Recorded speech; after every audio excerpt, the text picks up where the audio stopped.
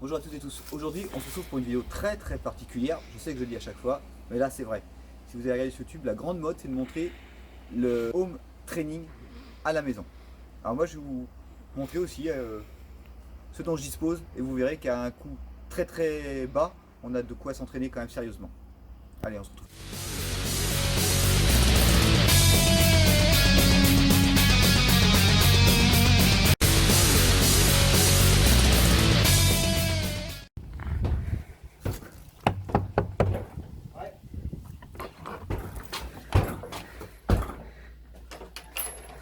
Bonjour, c'est pour. Votre présentation. Ah oui, donc voilà, comme je vous disais tout à l'heure, on va pouvoir s'entraîner chez soi à moindre coût. Je vais vous montrer un petit peu tout le matériel dont je dispose, dont je me sers avec mes clients, avec mes élèves dans les cours de Viet de temps en temps, ou quand je m'entraîne à titre personnel. Vous allez voir, j'ai tout installé de façon à ce qu'on puisse voir réellement l'intégralité, que je n'oublie rien. L'intégralité, pardon, que je n'oublie rien. On va commencer dans l'ordre à peu près où je me suis équipé. Donc tout d'abord, étant un grand convaincu de Christophe Cario et de sa méthode CTS, donc j'ai commencé par investir déjà dans son matériel, qui me paraissait aussi être une méthode et une façon de remercier tout le travail qu'il fournit à un coût relativement moindre, plus les vidéos, plus tout ce qu'il fait. Donc voilà, donc matériel CTS, là j'ai tout accroché bien sûr, hein. Les anneaux, que j'ai juste fixés pour vous les présenter, également tous les systèmes d'élastiques. Alors là, vous voyez, j'ai des jeux d'élastiques de différentes tensions. Des larges, des plus larges, des moins larges, aussi des plus fins, pour travailler avec les personnes qui sont en conditions physiques un petit peu moins intenses, importantes. Dans ce pack CTS Nomade, ce qui est intéressant, c'est qu'en plus des anneaux, toutes les fixations du style TRX, il y a aussi des poignées qui vont nous permettre de travailler. Là, c'est très exigu, hein, bien sûr, c'est juste pour vous montrer. Donc, permet de travailler les tirages, les poussées. Ensuite, mon sac, qui est peut-être un petit peu plus vieux encore que le matériel CTS. Donc le sac de frappe, pour un pratiquant d'arts martiaux, quelqu'un qui boxe et quelqu'un qui enseigne tous les jours, bah forcément c'est le b.a.-ba. Qui dit sac dit, bien sûr, les gants, qui généralement sont vendus avec. Maintenant, juste petit focus. Si le sac Domios, donc de D4, peut faire l'affaire, pour un entraînement basique, et à partir du moment où on a autre chose en parallèle, ne vous contentez surtout pas des gants qui sont fournis avec. Ce sont des gants de sac, mais c'est nul. N'hésitez pas même à investir dans des gants de boxe, tout simplement, hein, où on en trouve à des prix tout à fait corrects, qui vont permettre de bien protéger et surtout de bien maintenir votre poignet. En fait, le risque, il est ici. Il n'est pas trop au niveau des doigts, il est vraiment au niveau du poignet. Et ça prend, c'est un travail, c'est quelque chose qu'on entretient tous les jours. Là n'est pas la question.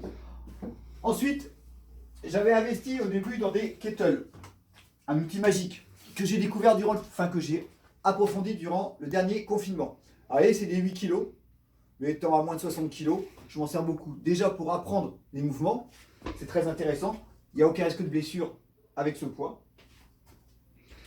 Ensuite, deuxième kettle, donc les autres kettles sont à l'unité. J'ai investi lors d'un Black Friday, c'est la période, dans une kettle Gorilla Sport 12 kg. Bon, si je dois mettre une note entre 0 et 10, je mets -2.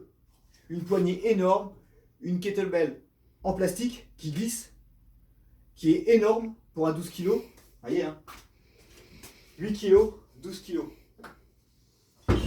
Donc vraiment à déconseiller, c'est Black Friday quoi. Ensuite, j'ai investi, alors plus récemment, dans les kettlebells, encore CTS, kettlebell qui est distribué par Christophe Cario, kettlebell qui est modulable, donc qui va de 7 kg à vide jusqu'à 24 kg une fois chargé. Il y a une vidéo sur la chaîne de Christophe Cario qui vous montre comment charger ou délester la kettle. Donc je ne rentre pas dessus. Donc forcément elle n'est pas au maximum avec, vous voyez, des poids qui sont amovibles qu'on peut rajouter afin d'avoir un peu plus de poids. Ensuite, on travaille au poids de corps, les indispensables poignets pour travailler les comptes.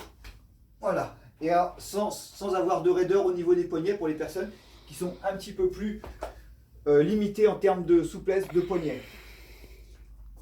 Donc c'est assez intéressant comme travail, ça permet de faire pas mal de choses. Pour le travail des handstands, raison pour laquelle j'avais acheté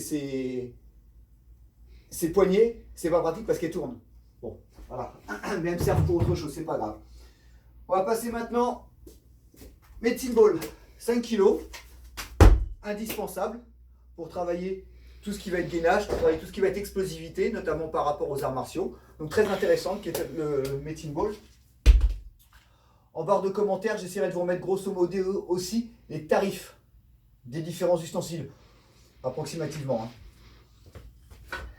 Les barres parallèles, vous voyez sur mes vidéos, je les utilise beaucoup pour faire les dips, principalement. On peut travailler les abdominaux, on peut travailler beaucoup de choses avec. Vraiment un outil super important, qui va être un outil indispensable que l'on peut remplacer par des chaises, mais il faut être honnête, là le travail des tractions ou le travail des dips c'est vraiment sécurisé dans le sens où c'est vraiment stable. Donc ça c'est pour moi indispensable, ça coûte pas très cher. Pareil, beaucoup de personnes en vendent. Je ne veux pas faire de la pub que pour le CTS, pour Christophe Cario, mais lui aussi en vend. Je pense qu'elles sont d'une qualité bien supérieure à celle-là. Les Domios, il ne faut pas être trop lourd dessus, sinon ça bouge. Ah bon, amovible qui me sert surtout à me déplacer quand je vais voir mes clients ou mes élèves.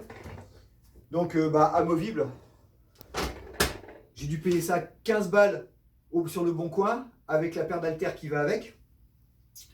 Il n'y en a pas pour plus cher au final. C'est très instable.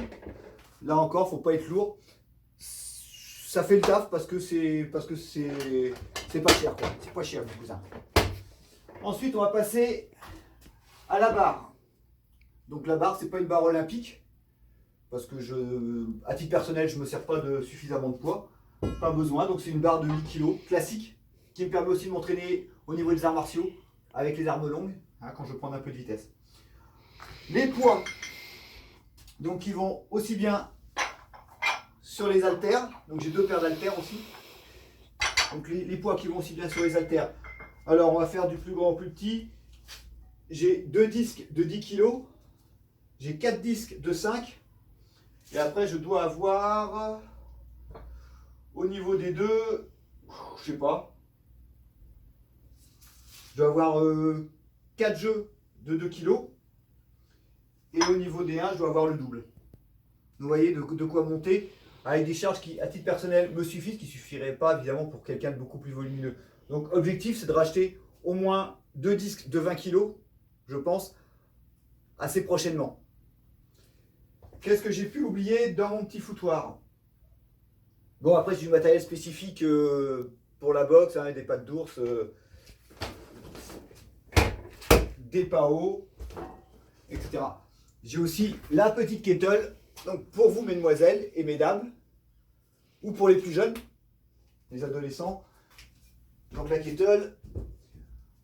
En termes de banc, pour travailler tout ce qui va être couché, j'utilise simplement un coffre que j'avais quand j'étais enfant, que j'ai repeint il y a au moins 20 ans, et puis qui me sert déjà à ranger du foutoir, et puis tout simplement à faire. Donc ça me coûte 0 €.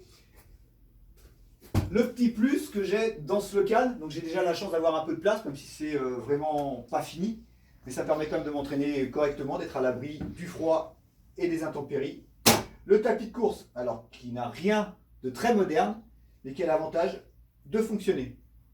Bon, je suis coureur donc je préfère aller en extérieur, mais ça peut toujours servir, ça peut faire le taf le cas échéant. Bien sûr, j'en ai pas parlé, la corde à sauter. Voilà. Ça, la corde à sauter, on est obligé.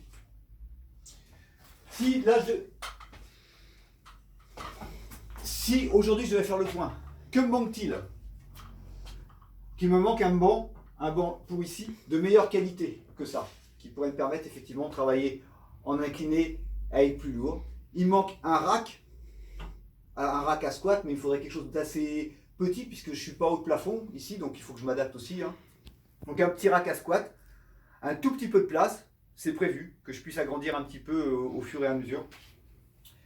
Et puis voilà, au niveau des revêtements au sol, vous voyez, là, j'ai rien mis.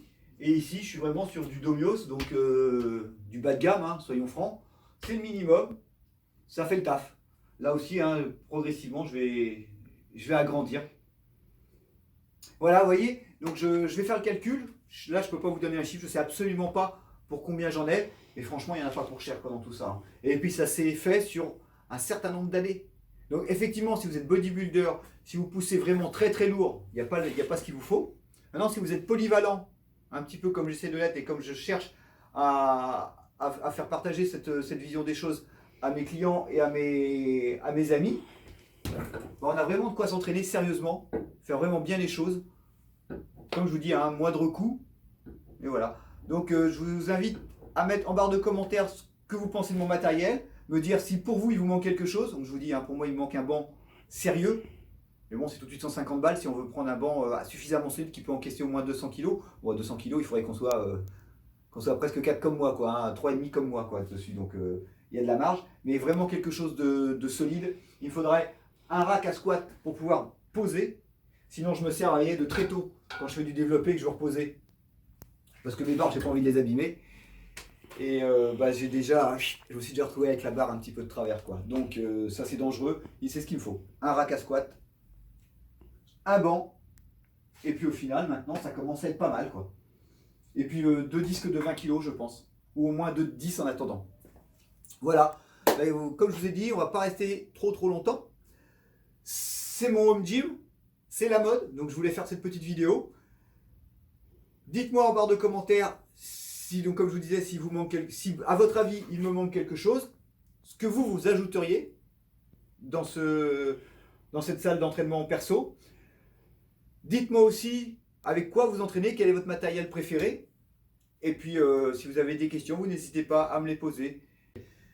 Ben voilà, si cette vidéo vous a plu, je vous invite à la liker, à la partager, ça peut donner des idées et aussi rassurer les gens qui veulent s'installer leur petite salle d'entraînement à domicile. Il n'y a pas besoin d'être riche, d'être milliardaire, d'investir des milliers d'euros. Ma main à couper, j'en ai pas pour 1000 balles dans tout ce qu'il y a là. Ouais, non.